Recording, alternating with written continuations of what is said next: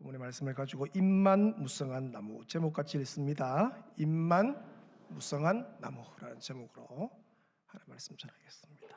예수님의 고난주간 일정인데 나귀를 타시고 예루살렘 성에 입성하시죠. 바로 종려주일, 오늘 사부 찬양대 호산나 하면서 종려주일입니다.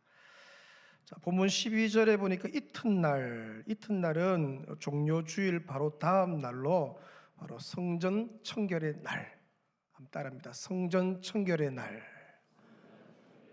예수님이 이제 고난주간 일정을 진행하시는 거죠. 자, 이날의 본문을 소개하는데 오늘 읽은 이 본문 보시면 단락이 한 세 단락으로 등장합니다. 그런데 앞단락하고 끝단락은 같은 내용이고 가운데 다른 내용이죠. 그러니까 무화과 나무 저주 이야기가 앞뒤에 배치되어 있고, 눈으로 보세요. 그리고 성전 청결 이야기가 가운데 들어있는 그런 구조입니다.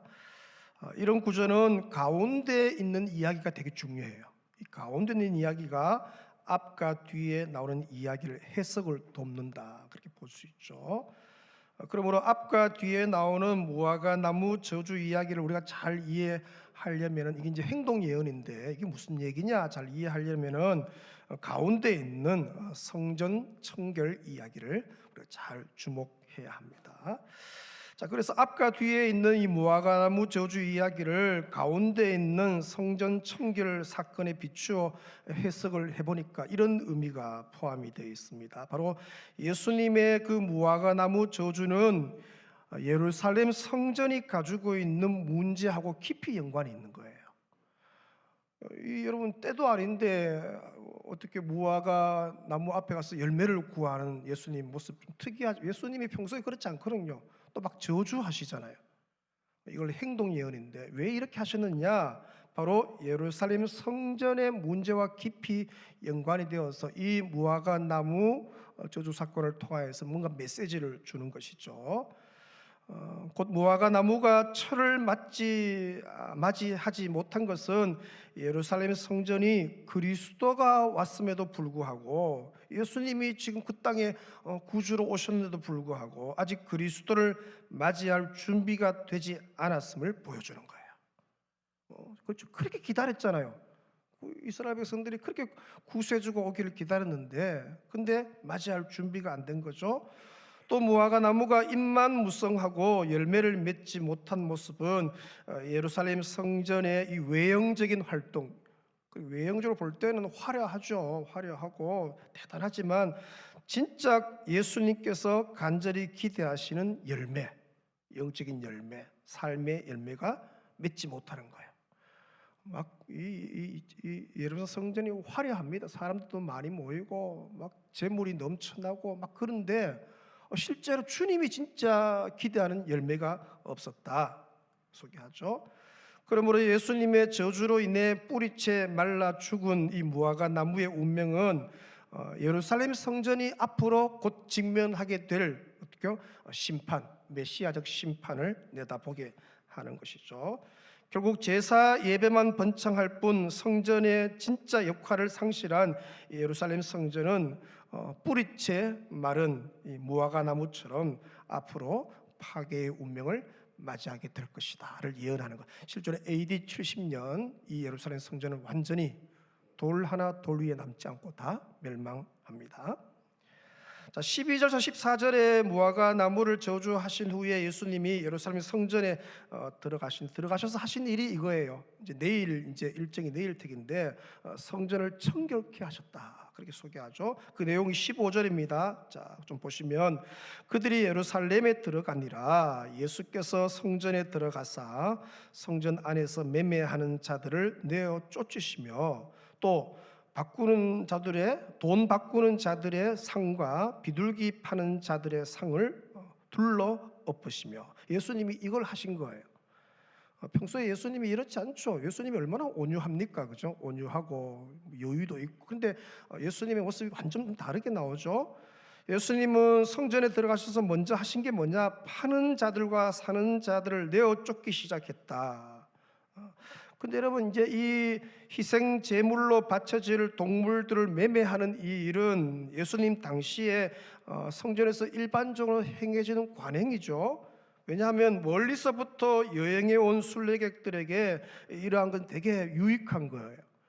만약에 멀리서 동물들을 데려왔다고 생각하면 집에서 뭐 양을 끌고 이거 뭐 며칠씩 아니면 수시간 올 텐데 오다가 뭡니까 뭐 상할 수가 있잖아요.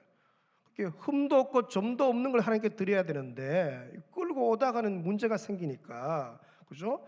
또 현장에서 흠이 없는 적합한 것을 인증된 거, 검증된 거예요.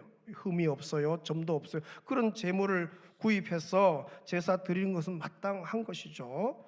근데 문제가 뭐냐? 그런 상황에서 이 상인들이 성전 관리들의 묵인하에 독점 행위를 한 것이죠. 그래서 부당한 이익을 취했다.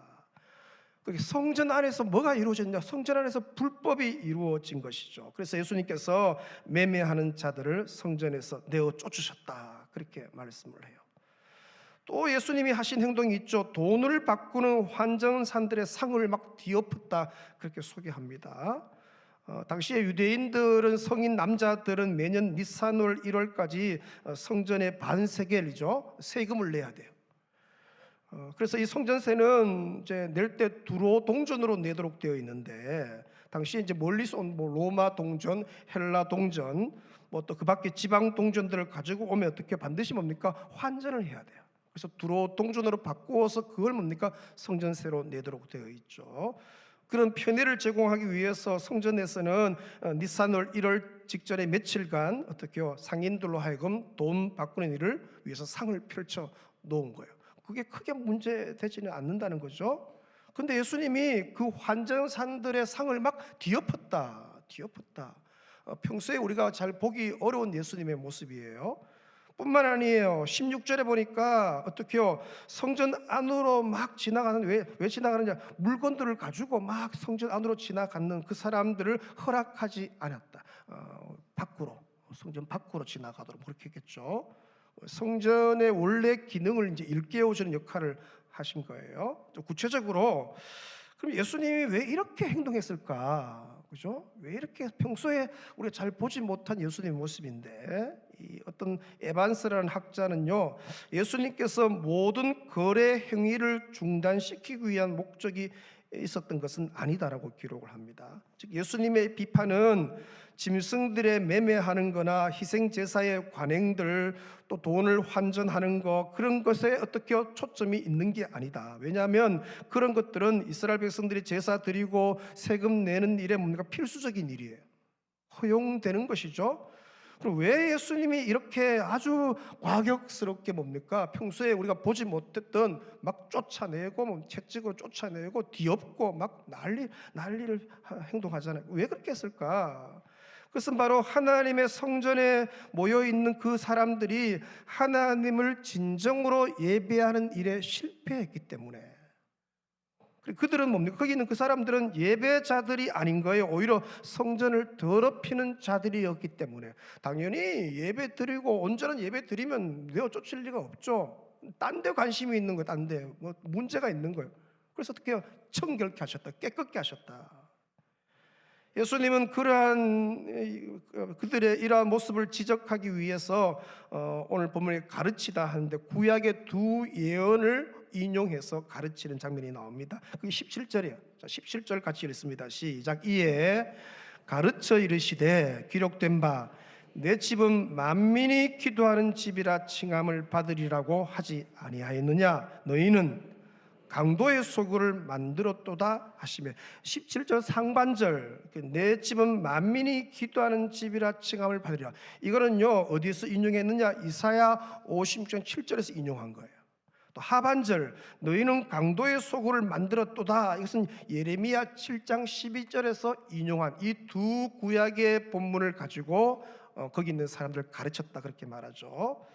자, 예수님은 먼저 이사야 56장 인용을 통해서 내 집은 만민이 기도하는 집이라는 것을 지금 가르치는 거예요.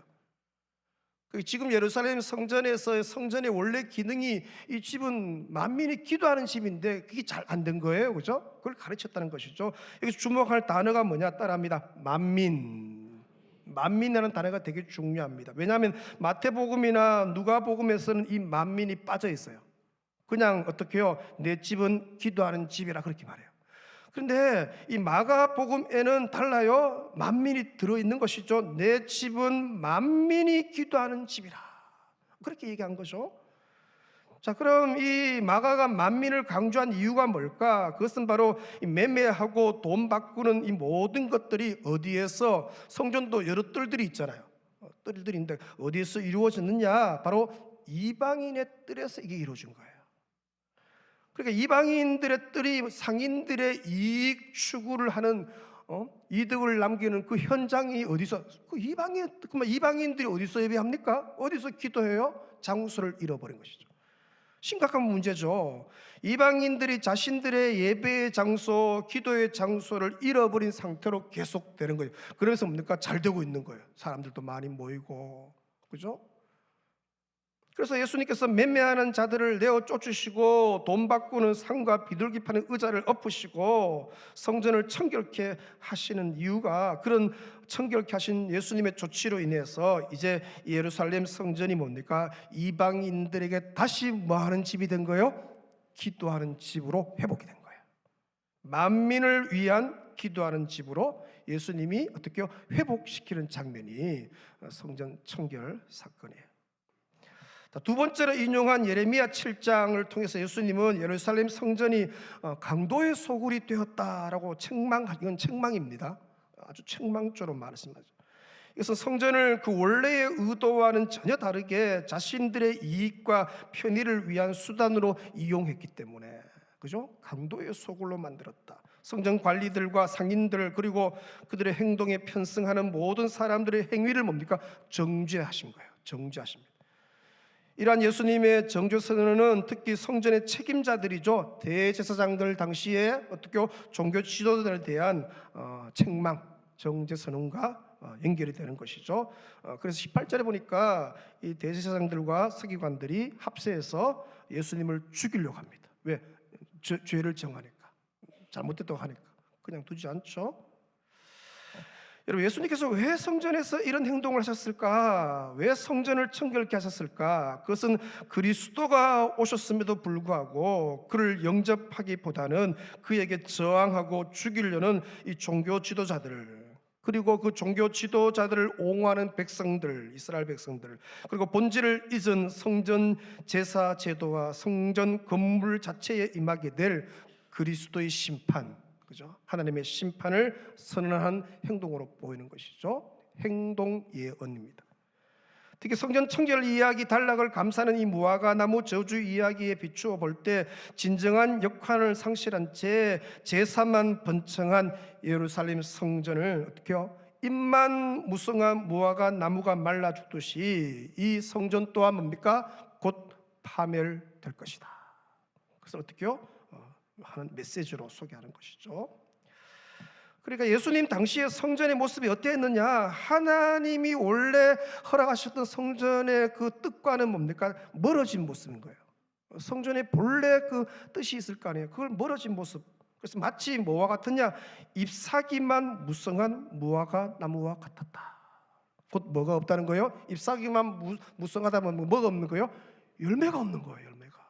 아니, 예수님이 지금 열매를 찾으러 갔는데 열매가 없으니까, 그죠? 그걸 통해서 이제 얘기하는 거예요.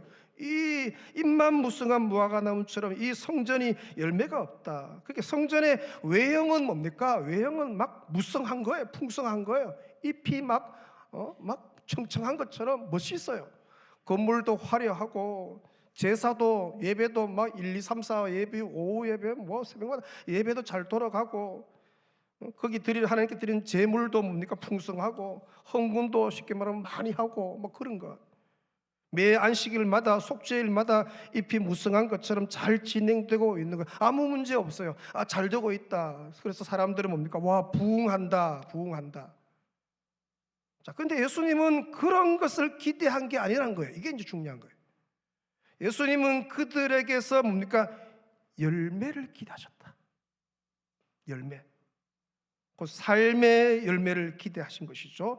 하지만 예루살렘 성전은 잎만 무성했지 열매가 없었다. 하나님이 원하시는 참된 예배는 사라지고 종교 지도자의 탐욕만 남아있는 상태로 전락한 것이죠. 그래서 그들은 예수님부터 꾸지람을 당하면서 심판의 말씀을 듣게 된 거예요. 자, 예수님부터 이 책망, 정죄, 심판의 말씀을 들은 이 헤롯 성전의 모습과 가장 유사한 성전의 모습이 구약의 한 군데 더 나오는데 그게 이사야 1장입니다. 자, 이사야 1장 보니까 예루살렘 성전의 예배 제사가 소개하는데 되게 화려합니다. 여기도 막 무성하고 막 그죠? 잎이 무성한 것처럼 너무 막 재물이 막 넘쳐나고 사람들도 많이 몰려들고 사람들하고 미어터지러 와요. 시간마다 막 사람들이 막 많이 몰리고. 자, 그런데 하나님께서 이사야를 통해서 예루살렘 성전의 이 제사 예배에 대해서 피드백을 하는데 그 피드백 내용이 1장 11절부터예요. 자, 자막을 좀 자세히 유심히 보세요. 여호와께서 말씀하시되 너희의 무수한 그 재물이 내게 무엇이 유익하냐? 하나님이 지금 피드백하는 거예요. 나는 순양의 번제와 살찐 짐승의 기름에 배불렀고 나는 수송아지나 어린 양이나 순염소의 피를 기뻐하지 아니하노라. 너희가 내 앞에 보이러 오니 이것을 누가 너희에게 요구하였느냐? 내 마당만 밟을 뿐이니라.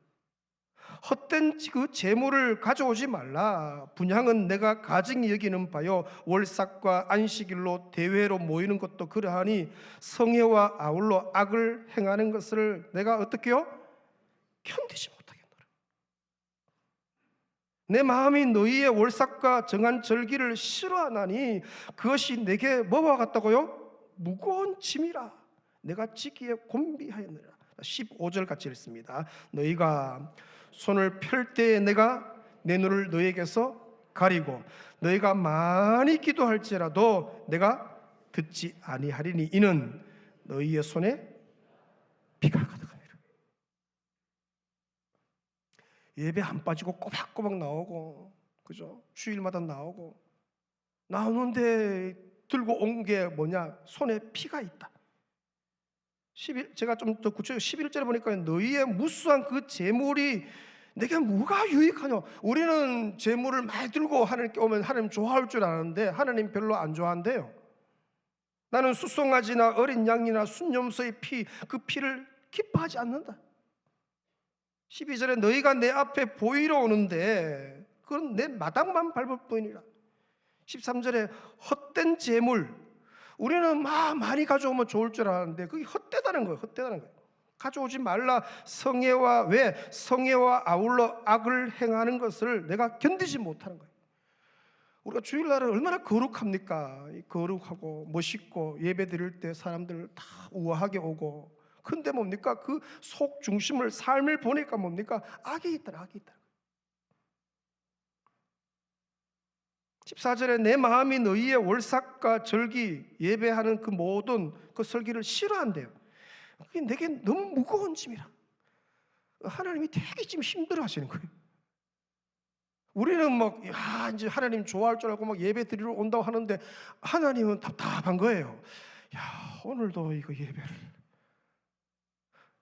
우리는 예배 시간 기다리잖아요. 사부 예배 때 막 설렘으로 오잖아요. 근데 하나님 별로 안 설레는다 이 말이에요.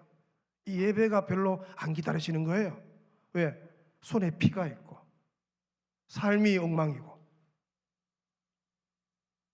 그래서 15절에 너희가 많이 기도할지라도, 그래서 막 기도하죠. 와서 이것도 도와주시고 저것도 근데 내가 듣지 아니하리니 이는 너희의 손에 피가 가득합니다. 여러분, 아무리 꼬박꼬박 예배드리고 아무리 헌금 많이 하고 아무리 기도해도 성회와 이 예배와 아울러 악을 행하는 그 삶은 하나님이 받지 않으신다는 거예요. 입만 무성하고 삶의 열매가 없는 그 제사 예배는 하나님이 받지 않는다는 거죠. 삶 속에서 하나님이 기대하시는 사랑의 실천들, 정의의 실천이 없어요. 그런 예배, 제사 예배는 받지 않으신다. 소외되고 가난한 자들에 대한 하나님의 인애의 실천이 없는 제사 예배 무시하고 그 예배 받지 않는다는 거예요. 참된 예배는 우리의 삶의 예배를 드리는 것이죠. 여러분 오늘 이제 4부 딱 마치고 이제 1시 좀 넘어서 딱 마치고 딱 나가는 순간 여러분 예배가 바뀌잖아요. 삶의 예배로 바뀌는 거 아니에요? 지금 공적인 예배예요. 그죠? 1시간 짧게. 딱 예배를 딱 드리고 나가는 순간 뭡니까? 삶이에요. 공동체의 삶, 특별히 가정에 가서 배우자에게 대하는 태도, 자세, 자녀들에게 대하는 언어, 자세, 회사에서의 삶의 자세, 모든 동네에서 만나는 모든 관계망 속에 있는 자세, 태도, 하나님 그걸 다 보시는데 또 예배 딱 들고 나가는 순간 돌변하는 거예요. 돌변해. 그 하나님이 미치겠는 거예요.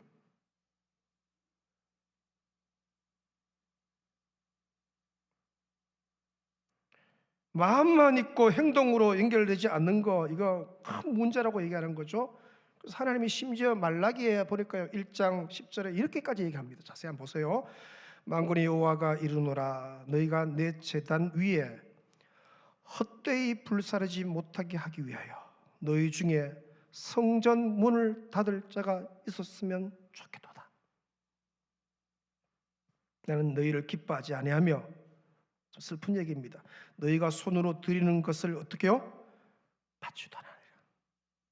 우리는 들고 오면 하나님이 좋아할 줄 알았는데 별로 안 기쁘다는 거예요. 별로 안 기쁘다는 거예요. 심지어 뭡니까? 성전 문을 좀 닫았으면 좋겠다.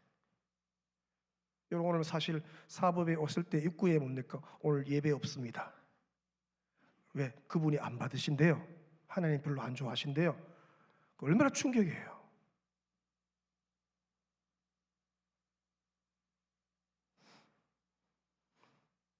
헛되이 예배 드리지 못하게 하기 위해 성전 문을 닫을 자가 있었으면 좋겠다. 하나님께서 이스라엘 백성들의 예배를 물리치신 거 왜? 그들의 삶에서 공의의 실천, 이웃 사랑의 실천, 이게 없는 거예요. 세상 사람하고 똑같이 구별이 안 되니까. 구별. 이게 뭘 여호와 백성인지 제자인지 구별이 안 되는 거예요. 세상 가치관 그대로 돈신, 만몬신, 돈에 오직 돈만 번다면 뭐 모든 수단 방법을 안 가리는 거예요. 우리는 다르잖아요. 우리는 구별된 자잖아요. 우리는 여호와 백성은 여호와의 이름으로 일컫는 그의 백성들은 삶이 달라야 되는데 사는 게 달라야 될 거 아니에요. 가치관이 다르고 삶이 다르잖아요. 구별이 안 되는 거예요. 똑같은 거예요. 저 사람이 예수의 제자인지. 우리가 믿는 여호와 하나님은 저와 여러분의 삶을 요구해요. 뭐 들고 왔노? 헌금 많이 들고 왔나? 그거 아닙니다. 뭘 들고? 삶을 들고 와야 되는데, 정의를 행하고 인애를 사랑하며 하나님하고 겸손히 동행한 그 삶을 들고 와야 되는데, 그런 삶에서 맺어진 열매를 하나님이 이 공예배 때 요구하는 거 아니에요? 근데 여러분, 우리가 믿는 여호와 하나님 말고 다른 잡신들, 하나님은 유일한 신이니까 다른 모든 우상들은 뭡니까? 우상 종교들이죠. 우상 종교들 특징이 있는데 절대로 삶을 요구하지 않습니다. 그 종교들은 무당들이 삶 요구합니까? 복채 많이 들고 오고 시중 많이 들고 오면 뭡니까? 그게 끝이에요. 어떻게 살았니? 안 물어요. 아무리 엉망으로 살아도 종종 찾아오고 넉넉하게 복채 들고 오고 하면 다 용서되는 거예요. 한 주간의 삶 절대 묻지 않습니다. 따지지 않습니다. 들고 온 예물, 그 헌금이, 그 돈이 어떤 돈이야? 깨끗한 돈이야? 정직하게 땀 흘려서 번 돈이야? 아니면 속여서 남 등쳐 먹어서 그런 돈이야? 부정한 방법으로 번 돈이야? 그거 안 물어요. 돈만 갖고 오면 좋아하니까. 그건 우상들이에요. 잡신들이에요. 하나님은 달라요. 착각하지 말아야 되죠. 예배만 이렇게 드린다고 다 용서받는 게 아니에요. 예배만 드린다고 해서 다 해결되는 게 아니라는 것이죠. 하나님은 예배 이전에 저와 여러분의 삶에서 바른 길, 바른 행위를 원하시는 것이죠. 하나님은 예배 이전에 우리의 삶 속에서 뭡니까? 사회 윤리를 요구하시는 것이죠. 약자와 소외된 자를 돌보기 원하시고 돈신을 버리기를 원하시고, 그런 후에 뭡니까? 예배하기를 원하셔요. 하나님은 예배 이전에 용서와 화목과 형제 사랑을 먼저 원하시죠. 그 열매를 들고 오라는 거예요. 그게 여러분 산상수훈에 잘 나타나잖아요. 마태복음 5장 23절 보시면 그러므로 예물을 제단에 드리려다가 예배 드리러 간 거예요. 거기서 너의 형제에게 원망 들을 만한 일이 생각이 났어요. 그럼 어떻게 했느냐? 예물을 제단 앞에 두고 맡겨두고 먼저 가서 형제와 뭐하고 화목하고 그 후에 와서 뭐요? 예물 드리는 것보다 더 우선 더 급한 게 있대요. 우리는 예배만 드리면 다 끝나는 줄 아니라는 거죠. 먼저 가서 어떻게 해요? 형제와 화목하고 그 열매, 형제들하고 관계는 다 깨어지고, 그죠? 삶이 엉망인데 예배만 드리러 나왔어. 하나님 하시면 미치겠다. 하나님 미치겠대. 너무 이게 무거운 짐 같고 오죽하면 누가 문 좀 닫았으면 좋겠다. 헛되이 예배 드리지 못하도록.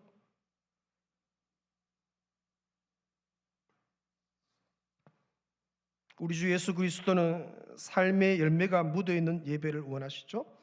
정의를 행하고 인자를 사랑하며 겸손히 하나님과 동행하는 삶의 열매를 원하시죠. 내일부터 고난주간입니다. 고난주간. 내일 첫날 성전 청결의 날 맞이하는데 오늘 우리에게 주시는 이 주의 음성을 듣고 여러분의 예배를 예배되게, 교회를 교회되게 세워나가는 은혜가 있으시길 축원합니다. 특별히 한 주간의 고난주간 특세를 통해서 삶을 개혁하고 삶을 고치고, 할렐루야, 개혁하고 고치면 거기에 열매가 있는 거예요. 그 열매 들고 주님께 나오는, 주를 영접하는 신실한 백성들 되시기를 주 이름으로 축원합니다. 찬양하면서 말씀 묵상하십시다. 그래서 다 일어서셔서 완악한 세상에서 믿음을 지키는 자로 찬양합니다. 완악한 세상에서 믿음을 지키는 자로 선하신 주 의지하여 살게 하소서. 거룩한 백성으로 구별된 주의 자녀로 주 이름만 따르게 하소서. 연약한 세상에서 믿음을 지키는 자로 선하신 주 의지하여 살게 하소서. 거룩한 백성으로 구별된 주의 자녀로 주 이름만 따르게 하소서. 나의 하나님 그는 여호와 유일하시니 그 위대하신 찬양해. 세상 속에서 구별된 자로 주가 주 되심을 나 선포하리라. 나의 하나님 그는 여호와, 나의 하나님 그는 여호와 유일하신 그 위대하신 찬양해. 세상 속에서 구별된 자로 주가 주 되심을 나 선포하리라. 완악한 세상에서 믿음을 지키는 믿음을 지키는 자로 선하신 주 의지하여 살게 하소서. 거룩한 백성으로 구별된 주의 자녀로 주 이름만 따르게 하소서. 두 손 높이 들고 찬양합니다. 나의 하나님, 나의 하나님 그는 여호와 유일하신 그 위대하신 찬양해.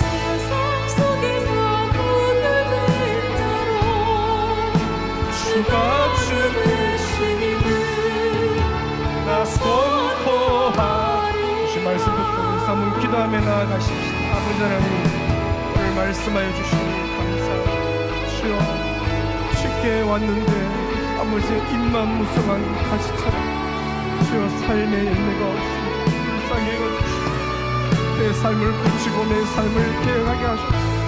삶에서 주님이 원하시는 열매 가득 맺혀서 그 열매 들고 주의 전에 오를 수 있도록 은혜를 다하시고 깨끗게 하여 주옵소서. 성결케 하여 주옵소서. 하나님의 성전인 성령의 전인 내 중심을 살피셔서 헛된 것들 모든 추한 것들 다 주여 아버지 성결케 하시고 깨끗게 하시고 아버지 주를 잘 섬기는 은혜 있게 하여 주옵소서. 한 주간 주의 고난의 길 주님 가신 그 길을 따르면서 주님 십자가의 길을 걷기를 원하오니 은혜를 더하여 주시고 그 신사랑으로 충만하게 역사하여 주옵소서. 하나님 아버지, 잎만 무성한 가지처럼 내 삶을 봤을 때 주님이 기뻐하신 원하시는 그 열매가 없습니다. 불쌍히 여겨주셔서 내 삶을 개혁하고 고치게 하셔서 삶에서 주께 드려지는 열매 가득 안고 주를 얼굴을 배우러 나오게 하여 주옵소서.